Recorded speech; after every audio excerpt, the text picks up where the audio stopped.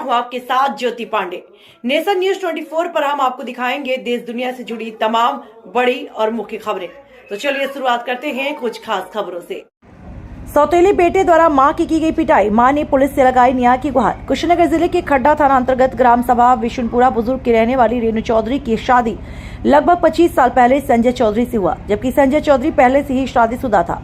उसकी पत्नी विकलांग है और उससे कोई बच्चा पैदा नहीं हो रहा था, जिसकी वजह से संजय चौधरी के माता पिता ने उसकी दूसरी शादी गरीब परिवार की रहने वाली रेणु चौधरी से किया।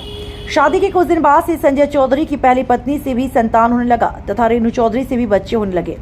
अब उनके बच्चे बड़े हो गए, लेकिन घर में कलह का माहौल हमेशा बना रहता है, क्योंकि संजय चौधरी अपनी पहली पत्नी और बच्चों के पक्ष में रहता है। दूसरी पत्नी रेणु चौधरी को उनके साथ मिलकर प्रताड़ित कर और मार पिटाई करता है। ताज़ा मामला हुआ रेणु चौधरी की सौतेली बेटी मान सिंह रेणु चौधरी को बुरी तरह से मार पीट कर घायल कर दिया और उसे घर से निकाल दिया, जिनकी तहरीर रेणु चौधरी के द्वारा स्थानीय थाना खड्डा में दिया, जिस पर खड्डा थाना पुलिस द्वारा न्याय संगत कार्रवाई की जा रही है।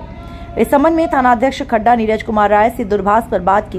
उन्होंने बताया, मामला मेरे संज्ञान में है, तहरीर मिली है, तहरीर के आधार पर न्याय संगत कार्रवाई की जा रही है तथा पीड़ित को त्वरित न्याय दिलाया जाएगा।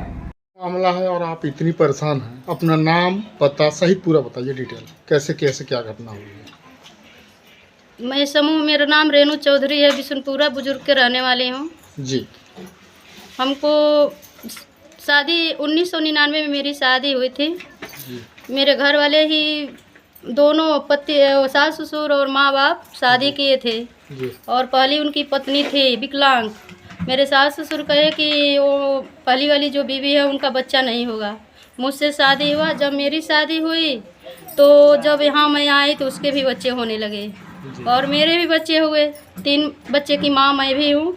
2 बच्चे एक्सपायर हो गए, एक ही बच्चा मेरे पास है। और फिर कैसे कैसे घर के अंदर अपना बिताई थी। इस मामले की तहरीर स्थानीय थाना खड्डा को दिया है जी। थाने से क्या कार्रवाई हुई?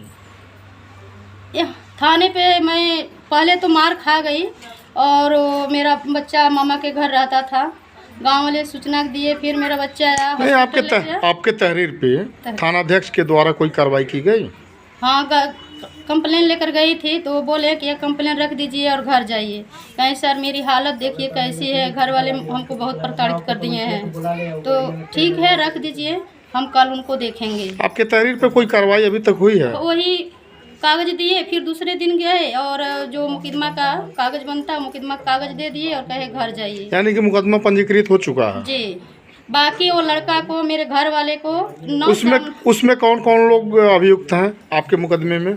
मेरे ससुर हैं और नाम बताइए। सुरेंद्र चौधरी और मान सिंह और कोई नहीं। 2 ही लोग हैं उसमें जी।